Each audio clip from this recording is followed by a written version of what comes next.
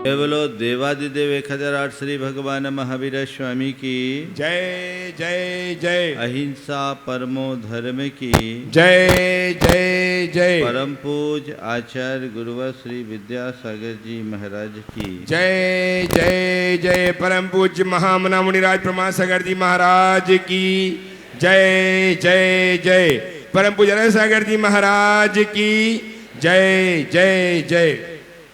आज आप सब बड़े आनंदित दिख रहे हैं। आनंद है ना? क्यों है आनंद? भगवान का जन्म हुआ है। स्वाभाविक है, किसी साधारण प्राणी का भी जन्म होता है तो मन में हर्ष होता है, फिर भगवान के जन्म के हर्ष की तो कोई सीमा ही नहीं। जिनके जन्म में 3 लोक में हर्ष प्रकट होता है, ऐसे प्रभु का अवतरण आज हुआ। और प्रभु का जन्म नहीं हुआ, जन्म कल्याणक है। हमारा तुम्हारा सबका जन्म होता है, भगवान का जन्म कल्याणक है। क्यों? यह जन्म उनका अंतिम जन्म है और यह जन्म जगत के कल्याण के लिए है। प्रभु का जन्म कल्याणक है। हमारा जन्म तो हो गया, दोबारा जन्म लेने के लिए मरना पड़ेगा। पसंद तो किसी को नहीं है, कोई चाहेगा अभी मरना? नहीं, सब यही आशीर्वाद चाहते, युग युग तक जीते रहे, यही चाहते हैं। तो अब चलिए, अब हमारा दोबारा जन्म नहीं तो जन्म कल्याणक भी नहीं, पर जन्म लेने के बाद कल्याण कर लिए तो जन्म कल्याणक में आना सार्थक है। हमने जन्म पाया, अब जन्म पाकर यदि हम कल्याण का रास्ता अंगीकार कर ले तो हमारा यह जन्म कल्याणक मनाना सार्थक है। आज 4 बातें आप सबसे करूंगा। जन्म, जीवन, जीवन का उद्देश्य और उपलब्धि। जन्म हमारा हो गया, हम बड़े भाग्यशाली हैं। जन्म लेना भी कोई साधारण बात नहीं है। इस धरती पर अनेक लोग ऐसे हैं जिन्हें मां के पेट से ही परलोक पहुंचा दिया जाता है। बहुतों को पहुंचा दिया जाता है, बहुत पहुंच भी जाते हैं। बोलो, इस अर्थ में भाग्यशाली हो कि नहीं कि तुम्हें जन्म मिला है। बहुत दुर्लभ है। न जाने कितने प्राणी ऐसे हैं जो मां के पेट से ही चले जाते हैं। तो हम तुम सबका महान पुण्योदय है जो हमें जन्म मिला। पर केवल जन्म नहीं मिला, जन्म के साथ जीवन भी मिला। मिला कि नहीं मिला? अगर जीवन नहीं होता तो अभी तक परलोक सिधार गए होते। बहुत सारे लोग अल्पायुष्क होते, जन्म लेते ही मर जाते, या जन्म लेते थोड़े दिन चलते और चले जाते हैं।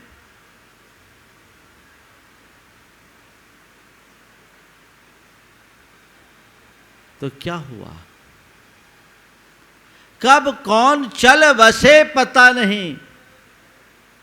इस अर्थ में बड़े भाग्यशाली है हम सब, क्योंकि हमें न केवल जन्म मिला, जन्म के साथ साथ जीवन भी मिला।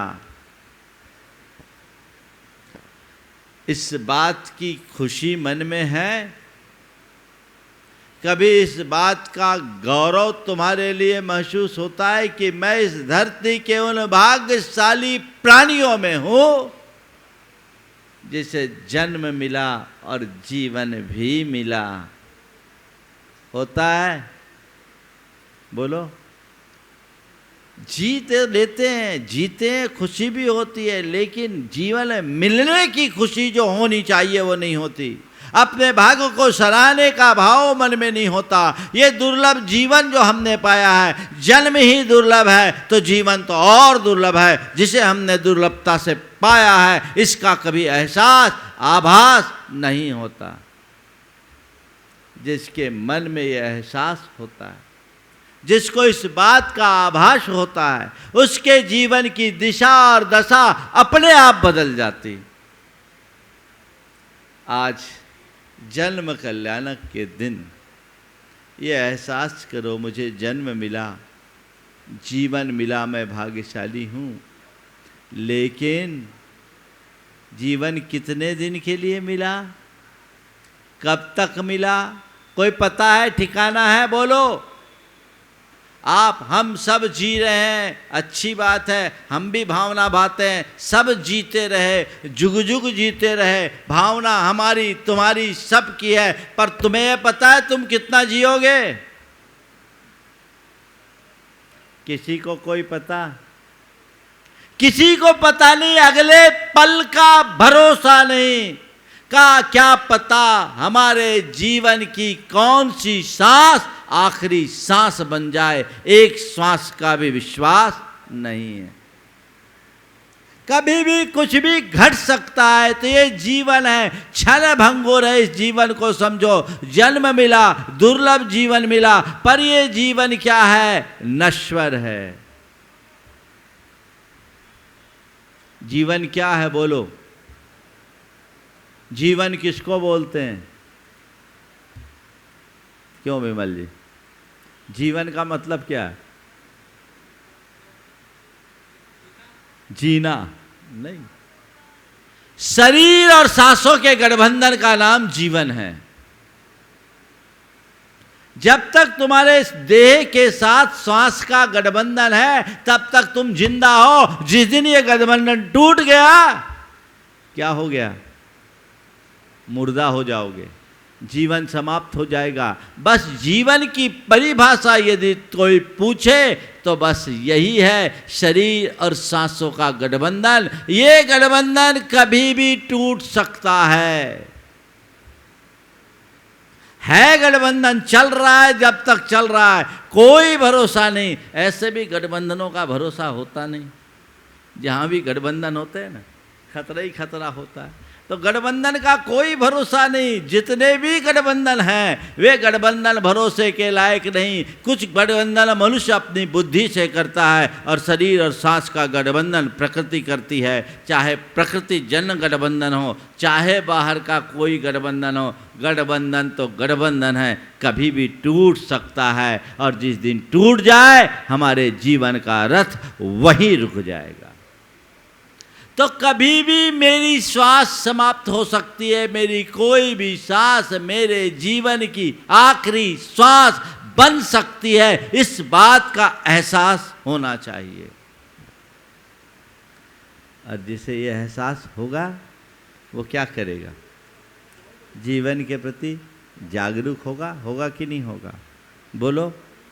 अगर अभी आपके पास कोई दिव्य ज्ञानी आ जाए, या आप दिव्य ज्ञानी का समागम पालो, और वो दिव्य ज्ञानी यदि आपसे आपकी उम्र बताए और आपसे कहे भैया तुम्हारे पास ज़्यादा समय नहीं है, 2 दिन की ज़िंदगी बची है, तो क्या करोगे? बोलो, ईमानदारी से बोलो। अगर तुम्हें बता दिया जाए कि तुम्हारे पास ज़्यादा वक्त नहीं है, 2 दिन की ज़िंदगी है, तो तुम क्या करोगे? बोलो। हाँ, स्वभाव का आसरा लेंगे, धर्म का दामन थामेंगे। क्यों? क्यों? 2 दिन की जिंदगी तो जी भर कर जिएंगे, मौज मस्ती करेंगे? नहीं, ये नहीं करेंगे। क्यों? इसमें जीवन व्यर्थ होता है। हमें अपने जीवन को सार्थक बनाना है। हमारे जीवन का उद्देश्य जीवन का कल्याण है, और कल्याण भोगों में नहीं, विषयों में नहीं, धन दौलत में नहीं, परिवार परिजन में नहीं। कल्याण तो प्रभु की शरण में है, धर्म के आलंबन में है। इसलिए जब व्यक्ति को मौत दिखती है तो सबसे पहले भगवान को याद करता है। होता है ना? हाँ, करता है कि नहीं करता? हाँ, क्या पता कब, लोक में कहावत है भैया, कोई पता नहीं कब कौन भगवान का प्यारा हो जाए। होता है? तो भगवान का प्यारा एक दिन होना है। मैं कहता भगवान से प्यार करो, भगवान का प्यारा होने के बाद चिंता करने की ज़रूरत नहीं है। जिसे भगवान से प्रेम नहीं, वो भगवान का प्यारा भी होगा तो वहाँ उसको प्रवेश नहीं मिलेगा। जीवन का उद्देश्य ये नश्वर जीवन है, कभी भी नष्ट हो सकता है। आज सुबह सुबह मुझे भगवान का एक संदेश मिला और भगवान ने कहा कि धनबाद वालों को थोड़ा सावधान कर दो। ये बड़े भक्ति भाव से पूजा तो कर रहे हैं, पंच कल्याणक भी कर रहे हैं, छोटी समाज है पर बड़ा उमंग है, बड़ी उमंग है, बहुत उत्साह के साथ काम कर रहे हैं। अच्छी बात है, पर उनसे कहो कि इस उत्साह को बनाए रखो, इसी में उनकी राह है, नहीं तो कब अटक जाए कोई पता नहीं। इन सब की ज़िंदगी कुल 7 दिन की है। तुम सब की आयु केवल 7 दिन की है। मैं गलत नहीं बोल रहा हूँ, ये भगवान का संदेश तुम्हें सुना रहा हूँ। अब समझ जाओ, सावधान हो जाओ। जितने यहाँ हो ना, सब 7 दिन वाले हो।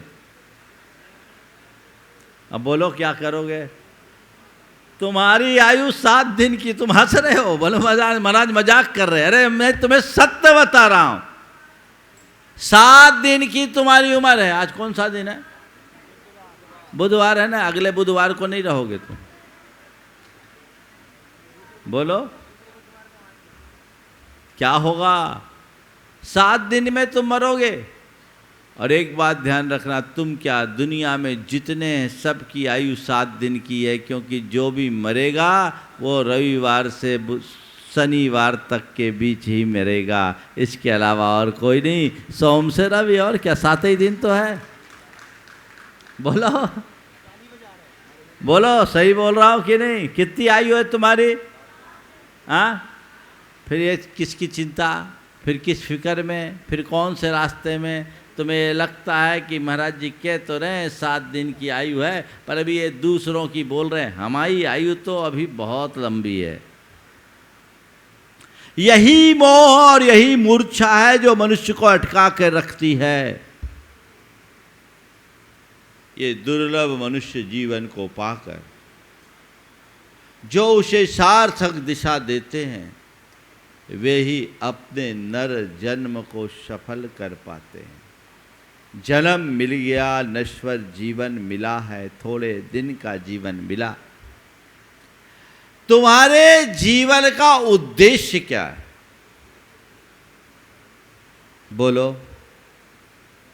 भाग्य से जन्म मिला, जीवन भी मिला, अच्छा जीवन मिला, और तुम्हारे ये 7 दिन कई दिनों तक चलते रहे, कोई बुराई नहीं। खूब लंबा जीवन मिले, दीर्घायुष्क बनो, स्वस्थ बनो, यशस्वी बनो, अच्छी बात है। लेकिन किसके लिए?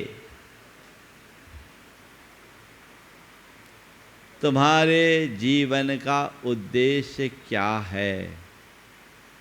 क्या जवाब है? हाँ, प्रभु बनना है। बहुत सुंदर। प्रभु बनने का उद्देश्य तो है, पर तैयारी चल रही। बहुत अच्छी बात। तो हम तो चाहेंगे कल भगवान की दीक्षा के साथ ये भी निकल जाए तो और अच्छा है। यही मजा है। बातें तो हम लोग करते हैं, पर अपने आप से पूछो कि मेरी तैयारी कैसी है? हम क्यों जी रहे, ये सवाल अपने मन से पूछो।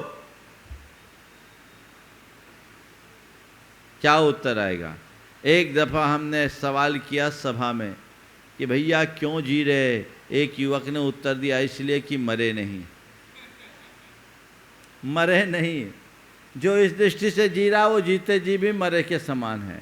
अपने हिसाब से अपने मन से पूछो कि तुम क्यों जी रहे हो, तुम्हारे पास उत्तर आएगा। परिवार के लिए जी रहे हैं, पैसा कमाने के लिए जी रहे हैं, प्रतिष्ठा पाने के लिए जी रहे हैं, मौज मस्ती करने के लिए जी रहे हैं, संपर्क और संबंध बढ़ाने के लिए जी रहे हैं। यही है न तुम्हारे जीवन का उद्देश्य। इन्हीं लक्ष्यों और उद्देश्यों से भर कर के ही तो तुम जी रहे हो। जियो, मुझे कोई एतराज नहीं, पर थोड़ा सोचो, केवल इनके लिए जीकर आखिर तुम पाओगे क्या? जी किसके लिए रहे हो? गंभीरता से विचारना है। अब तक मैंने जो कुछ भी किया किसके लिए किया? परिवार के लिए, पैसा के लिए, प्रतिष्ठा के लिए, संबंधों के लिए, संपर्कों के लिए, भोग विलास के लिए, कि और कुछ के लिए? सच्चे अर्थों में देखा जाए तो ज्यादातर लोगों के जीवन का उद्देश्य कुछ ऐसा ही प्रतीत होता है। वे इन्हीं उद्देश्यों और भावनाओं से भर करके जीते हैं और जीते जीते पूरा जीवन पूरा कर देते हैं, लेकिन वे अपने आप को सफल नहीं बना पाते। जीवन का यह उद्देश्य बड़ा उथला है। उद्देश्य सही बनाओ, ये जीवन पाए हो। दो तरह की विचारधारा है। एक विचारधारा वह जो आध्यात्मिकता से जुड़ी हुई है, जो नर जीवन को अपने कल्याण के सुअवसर के रूप में देखती है और हमेशा अपने हृदय में अपने कल्याण की प्रेरणा जगाती है। ये एक विचारधारा है। इससे उलट दूसरी विचारधारा है जो केवल इस ऐहिक जीवन को देखती है, इसके आगे पीछे का कुछ नहीं देखती। पहले तुम अपने मन को टटोलो कि तुम्हारी अंदर की विचारधारा कैसी है। तुम्हें अपनी आत्मा का विश्वास है? तुम परलोक और पुनर्जन्म पर आस्था रखते हो? तो तुम्हें पता है कि हमारा हिसाब यहाँ का अधूरा रह गया तो वहाँ जाके पूरा करना पड़ेगा, ये पता है? बोलो, क्या हो गया? इतनी धीमी प्रतिक्रिया क्यों? जब तुम्हारे मन में आस्था है कि मेरी आत्मा है, मेरा पुनर्जन्म है, परलोक है, कर्म का संबंध है, मुझे अपनी करनी का फल यहाँ नहीं तो वहाँ भोगना ही पड़ेगा, सब भोगते आए हैं, मैं भी भोगूंगा, इससे कोई भी बच नहीं सकता। ये विश्वास है कि नहीं है? है तो फिर गड़बड़ क्यों करते हो? लोक में किसी का लेन देन करो तो बहुत सावधान रहते हो, कोशिश करते हो किसी से कुछ लेना ना पड़े, और ले भी लिया तो जितनी जल्दी हो सके उसे चुका दो, नहीं तो ब्याज भारी पड़ेगा, मुश्किल हो जाएगी। होता है कि नहीं होता? तो भैया, जब तुम इस लोक के प्रति जागरूक हो तो परलोक के प्रति भी जागरूक होना चाहिए। तुम्हारा जीवन ऐसा होना चाहिए कि जब इस दुनिया से जाओ, निर्भर होकर जाओ, कर्जदार बनकर मत जाओ। जीवन का उद्देश्य हमें निर्भर होकर जाना है, कर्जदार बनकर नहीं। निर्भर होने का मतलब पाप से अपने आप को नहीं भरना, दुष्कृत्यों से अपने आप को बचा कर रखना, दूर रखना, हल्का करके जाओ। और यदि तुम पाप प्रपंच में लगोगे तो और भारी हो जाओगे, कर्जदार बनोगे, और यहाँ के बाद न जाने कितने जन्मों में तुम्हें अपना ऋण चुकाना होगा। पर मुझे तो ऐसा लगता है कि जितने लोग आत्मा पर विश्वास की बातें करते हैं, परलोक पुनर्जन्म की बातें करते हैं और एक आस्तिक व्यक्ति की भांति दिखते हैं, मुझे लगता है ये सब के सब प्रच्छन्न नास्तिक हैं। क्या? प्रच्छन्न नास्तिक। ये प्रच्छन्न नास्तिक क्या होता है? एक आस्तिक होता है, एक नास्तिक होता है। आस्तिक भी दिख जाता है, नास्तिक भी दिख जाता है, उसकी करनी करतूतें दिख जाती है, हमारे मन में उसके प्रति कोई आकर्षण नहीं रहता। आस्तिक को हम आस्तिक के रूप में देखते हैं, नास्तिक को नास्तिक के रूप में देखते हैं। लेकिन सबसे खतरनाक होता है ये प्रच्छन्न नास्तिक, जो ऊपर से तो आस्तिक दिखता है लेकिन मन में उसकी कोई आस्था नहीं होती, अंतरंग से नास्तिक होता है। बड़ा खतरनाक। गड्ढा साफ दिखे तो व्यक्ति बच के चले, पर ऊपर ऊपर पेपर लगा हो और घास फूस लगी हो, नीचे गड्ढा हो, उसमें पांव रखते ही आदमी धम्म से नीचे गिर जाता है। ऐसे नास्तिकों की भरमार है। देखो कि तुम्हारे भीतर ऐसा कोई नास्तिक तो नहीं है। जिस दिन तुम अपनी जांच परख करोगे, तुम्हारे जीवन का उद्देश्य स्पष्ट हो जाएगा। ऐसे तुम अपने कल्याण की बात करते हो, आत्मोद्धार की बात करते हो, लेकिन अपनी करनी काली करते चलते हो, तो कैसे होगा कल्याण?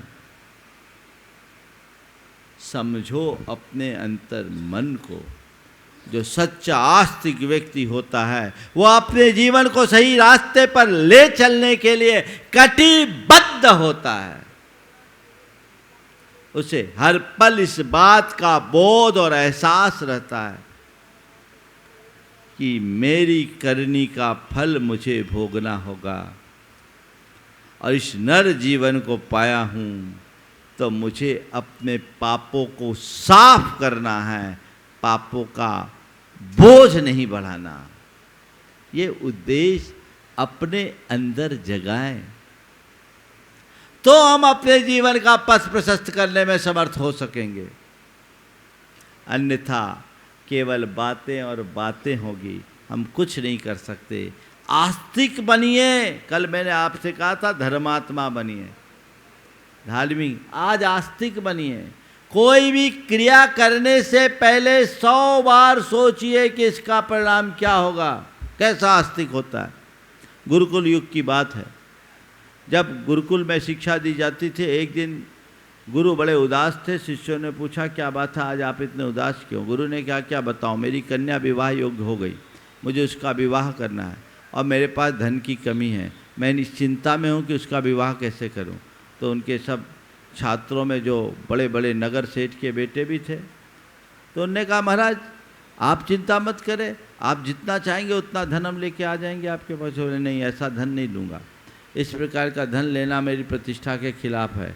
हाँ चलो, तुम लोग अगर मेरे लिए कुछ सेवा देना चाहते हो तो मेरा एक तुम सबसे कहना है कि तुम सब अपने अपने घर से कुछ धन लेके आना। जितने भी इस गुरुकुल में मेरे शिष्य हो सबको कुछ न कुछ धन लेकर के आना है, लेकिन एक शर्त, धन ऐसे लेके आना कि कोई देख न सके।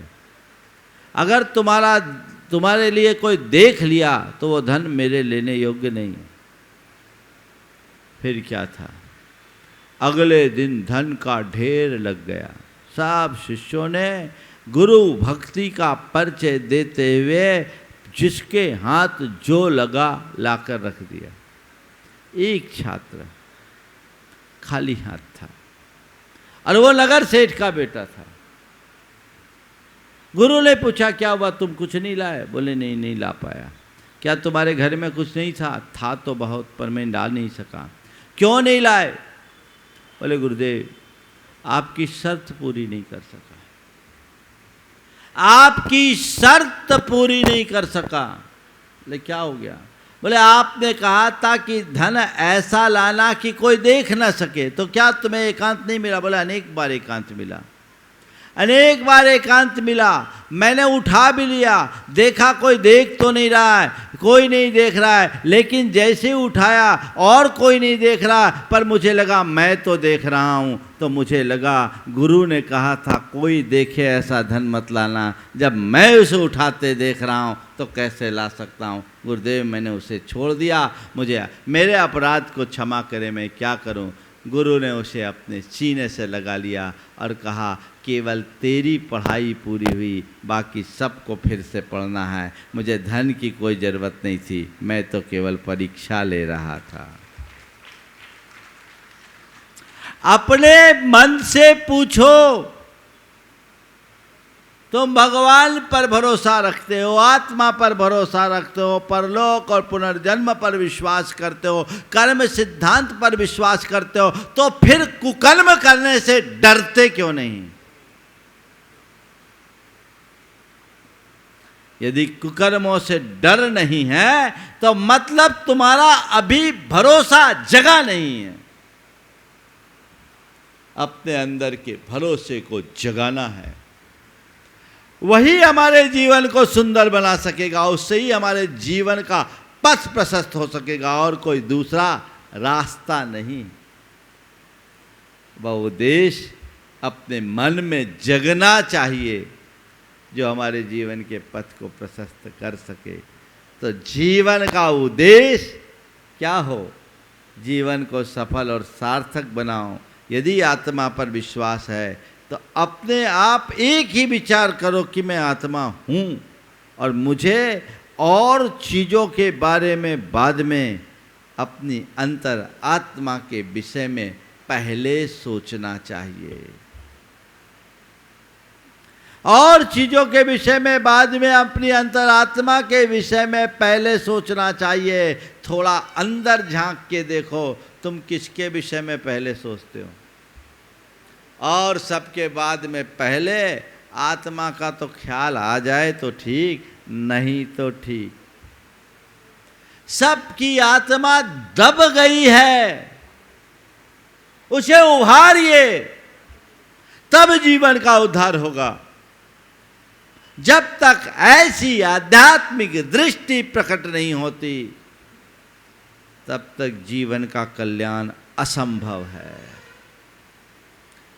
जन्म मिला, जीवन मिला, ये पहली बार मिला ऐसा भी नहीं है। अगर हम आप सब अपने अतीत को देखें तो संसारी प्राणी का अतीत केवल 2 शब्दों में सिमटा हुआ है, वह है जन्म और मरण। जन्म और मरण, केवल जन्म और मरण, यही हम करते आए हैं। अनंत जन्म अनंत मरण, और उस जन्म और मरण के बीच घोर दुखों को भोगा है। 4 गति और 84 लाख योनियों से भरे इस संसार की अनंत यात्रा का निचोड़ केवल और केवल दुख रहा है। और यदि तुम इस दुख की परंपरा का अंत करना चाहते हो तो अपनी चेतना को जगा और इस नर जन्म को सार्थक बनाने का प्रयत्न करो, उद्देश्य बदलो। बाकी चीजें दोयम हैं, मेरी पहली प्राथमिकता मेरी आत्मा का उद्धार होना चाहिए। पर मोह का बंधन इतना सघन है, कदाचित आत्मा की तरफ दृष्टि भी जाती है तो पल में ओझल हो जाती है, पल में ओझल हो जाती है। व्यक्ति उन्हीं बातों में उलझ करके रह जाता है। इसे जगाना है, तभी हमारा ये जीवन सफल होगा, सार्थक होगा। अनंत जन्म अनंत मरण कर लिए, अनंत जीवन हमने यूं ही बिता दिए। अब अगर मुझे समझ मिली है, समय मिला है, तो मुझे चाहिए कि मैं अपने जीवन की दिशा ठीक करूं, सही रास्ते पर चलने का उपक्रम करूं। ये पुरुषार्थ जितना प्रबल होगा, हमारे जीवन का पथ उतनी ही शीघ्रता से प्रशस्त होगा। बहुत कठिन है, ये नर जन्म मिला, जीवन मिला, एक अवसर के रूप में मिला है। इसका सदुपयोग कर लिए तो ठीक, नहीं तो गड़बड़। एक बार ऐसा हुआ, एक व्यक्ति एक ऐसे राज्य की सीमा में पहुंच गया जहां उस दिन नगर के राजा के चुनाव का दिन था। राजा के चुनाव का दिन था और वहां के चुनाव की प्रक्रिया भी बिल्कुल अलग थी। हस्ती पटबंधन से राजा का चुनाव होता था। हस्ती पटबंधन क्या होता? हाथी को माला दे दी जाए और हाथी अपनी माला जिसके गले में डाल दे वो राजा। संयोग से उसी व्यक्ति के गले में वो माला डाल दी गई और उसे वहां का राजा घोषित कर दिया गया। मन ही मन बड़ा प्रमुदित हुआ कि एक अच्छा अवसर मिल गया सीधे सीधे राजा बनने का। लेकिन अगले ही पल उस राज के राज पुरोहित ने मंत्रोच्चार करके राज तिलक करते हुए वहाँ का जो कानून बताया सुनकर कांप गया।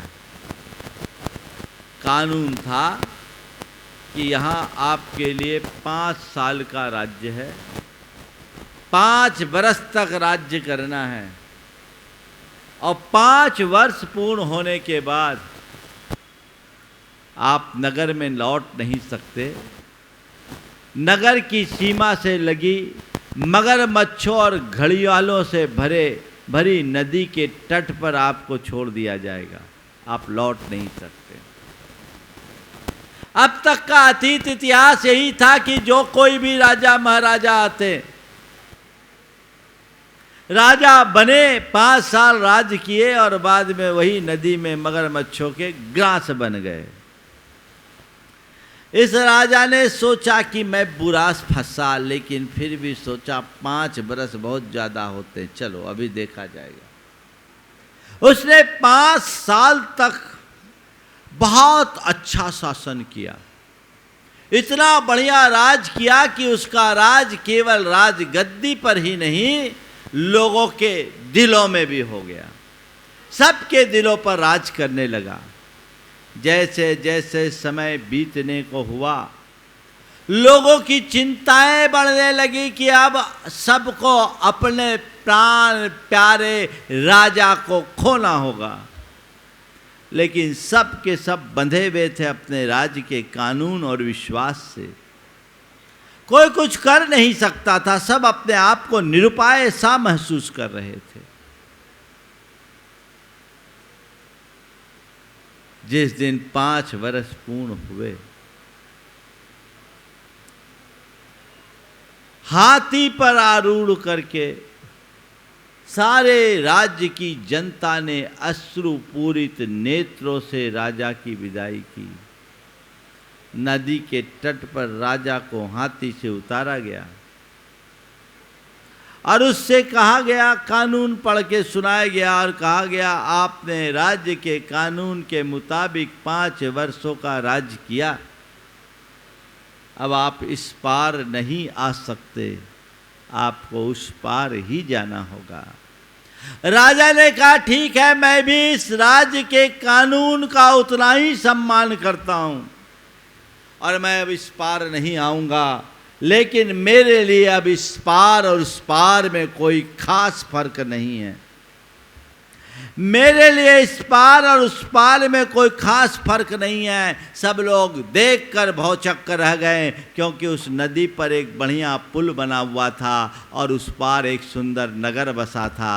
राजा पांव पैदल चलकर उस पार गया, नगर बसा वहाँ गया और उसके साथ पूरी प्रजा चले गई। ये नगर उठकर उस तरफ चल गया। राजा हमेशा हमेशा के लिए राजा बना रहा। थोड़ा जम के तो बजाओ। कहानी अच्छी लगी आपको? ये कहानी किसकी है? ये कहानी हमारी तुम्हारी सबकी है। ये नर भाव मिला है 5 बरस के राज्य की तरह। ज्यादातर इस राज्य को भोग कर नरक निगोद के पात्र बनते हैं, पर इस 5 बरस के राज्य जैसे दुर्लभ जीवन को पाकर यदि तुमने इस पार से उस पार जाने का कोई पुल बांधा हो ना, तो तुम्हारे लिए इस पार और उस पार में कोई फर्क नहीं होगा।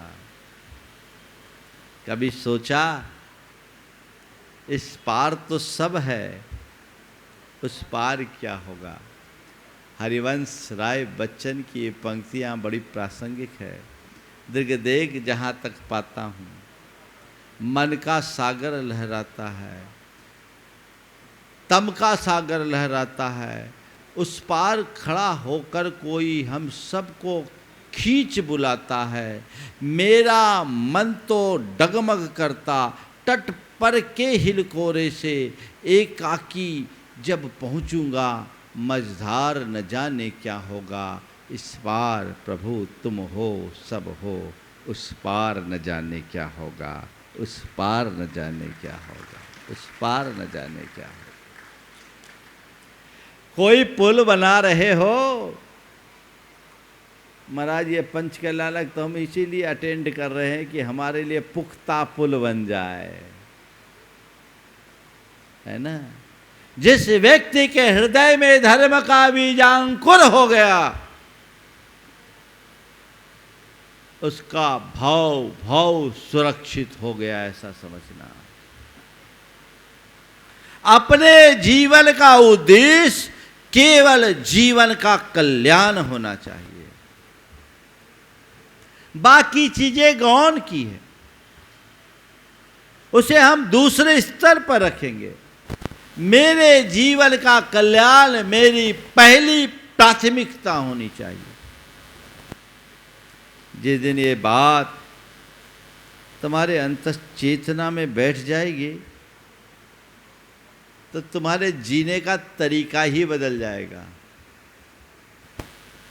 फिर तुम चीज़ों को अलग दृष्टि से देखना शुरू कर दोगे। तो वह दृष्टि और भावना अपने भीतर जगाइए। थोड़े दिन का जीवन मिला है, जो केवल आत्मा के उद्धार के लिए मिला है, उसे हमें पार करना है। अब अपना भवोद्धार करना है, बस जीवन का यही उद्देश्य होना चाहिए। देखिए, आपने कोई उद्देश्य बनाया है कि नहीं बनाया? बहुतों का तो उद्देश्य ही नहीं है, जी रहे हैं, बस जिए जा रहे हैं, जैसे तैसे जिंदगी खींच रहे हैं। नहीं, जीने का ठोस उद्देश्य, और अगर कोई उथला उद्देश्य है तो उसे खत्म कीजिए। जीवन का सही उद्देश्य हो, जिससे अपने जीवन को सही दिशा में आगे बढ़ाया जा सके और नर भव को सफल और सार्थक किया जा सके, ये प्रयास। अब सवाल आखिरी, जीवन की उपलब्धि। तुम्हारे जीवन की अब तक की क्या उपलब्धि है? जीवन जिया, लंबा चौड़ा जिया। यहाँ 5 बरस से लेकर 80 बरस तक के लोग, उससे ऊपर तक के लोग हैं। तुमने अपने जीवन में बहुत कुछ किया, पर अपना अंतर विश्लेषण करके देखो, असेसमेंट करो और पूछो, कहो कि इनमें से क्या क्या चीज़ें हैं जिसे तुम अपने जीवन की उपलब्धि के रूप में गिन सकते हो। है ऐसी कोई चीज़ जिसे अपने जीवन की उपलब्धि के रूप में गिना जा सके? निठल्ले तो नहीं रहे तुम लोग, कुछ न कुछ तो किए हो, करते ही रहो और आगे भी करते रहोगे। तो थोड़ा लिखो, एक कागज पे लिखो कि मैंने अपने जीवन में क्या क्या किया। पैसा कमाया, मकान बनाया, फैक्ट्री लगाई, कारोबार बढ़ाया, पहचान बढ़ाई, संपर्क बढ़ाया, प्रभाव बढ़ाया, रसूख बढ़े, रुतबा बढ़ा, ये सब चीज़ें एक तरफ। और फिर ठंडे दिमाग से विचार करो और पूछो, क्या ये सब मेरे जीवन की उपलब्धि में गिनने योग्य है? बहुत सारे लोग, बहुत सारे अवार्ड मिले होंगे, सब टांग के रखते अपने अपने घरों में, अच्छी बात है, पर ये देखो क्या इन्हें अपने जीवन की उपलब्धि के रूप में गिना जा सकता है? क्या हो गया? हिसाब लगाओगे ना तो तुम ही उन सब में नकारात्मकता के निशान लगाओगे। क्यों? ये सब अर्थहीन है, शून्य है। मौत के समय ये काम में नहीं आने वाले, और मौत के बाद तो काम में आने का सवाल ही नहीं। तो फिर जीवन की उपलब्धि वाले खांचे में क्या लिखोगे? 1, 2, 3, 4, 5 कुछ? मुझसे पूछो तो मैं तुमसे यही कहूँगा, जीवन में जो कुछ भी सुकृत किया गया है वह तुम्हारे जीवन की उपलब्धि है, और बाकी जितनी चीज़ें हैं वह सब जड़ उपलब्धियां हैं, उपलब्धि का भ्रम है, उपलब्धि नहीं। दृष्टिकोण को बदलिए, बाकी सब छूट जाना है। गुरु ने ब्लैक बोर्ड में 0 लिखा और उसके सामने 0 + 0, बोला बताओ इसका परिणाम क्या? बोला 0। फिर एक थोड़ा बड़ा 0 बनाया, उसके सामने उतना ही बराबर बड़ा 0 बनाया और प्लस का निशान लगाया। बोला इस 0 और इस 0 के आगे क्या है? बोले 0 + 0 = 0। फिर एक और बड़ा 0 बनाया, उसके आगे उतना ही बड़ा 0, और फिर बोला इस 0 और इस 0 के आगे? बोले 0। तो एक छात्र ने पूछा, सर छोटे 0 का रिजल्ट छोटा और बड़े 0 का रिजल्ट क्या बड़ा होता है? छोटे 0 का रिजल्ट छोटा और बड़े 0 का रिजल्ट क्या बड़ा होता है? शिक्षक ने कहा, बेटा 0 तो 0 ही होता है, चाहे बड़ा हो या छोटा। मैं तुमसे यही कहूँगा, अमीर हो या गरीब, राजा हो या रंक, बड़ा हो या छोटा, सब 0 है। अंत सबका 0 है। कोई बड़ा 0, कोई छोटा 0, पर है सब 0। कोई हीरो नहीं है। इतना हो सकता है कोई राजा मरे तो उसे चंदन की लकड़ी से जलाया जाए और रंक को गोबर के उपलों से जलाया जाए, लेकिन ध्यान रखना अंत सबका राख है। चंदन की राख में सुगंध नहीं होती और उपलों की राख में दुर्गंध नहीं होती। 0 तो केवल 0 है। ये राख होगा, समझ गए? न मेरा 1 होगा न तेरा लाख होगा, मेरा भी राख होगा और तेरा भी राख होगा, सब मिलकर खाक होगा। एक दिन सब खाक होने वाला है, सब राख होने वाला है, तो किसको अपनी उपलब्धि में गिनोगे? बड़ा अभिमान होता है अपने जीवन की उपलब्धियों में।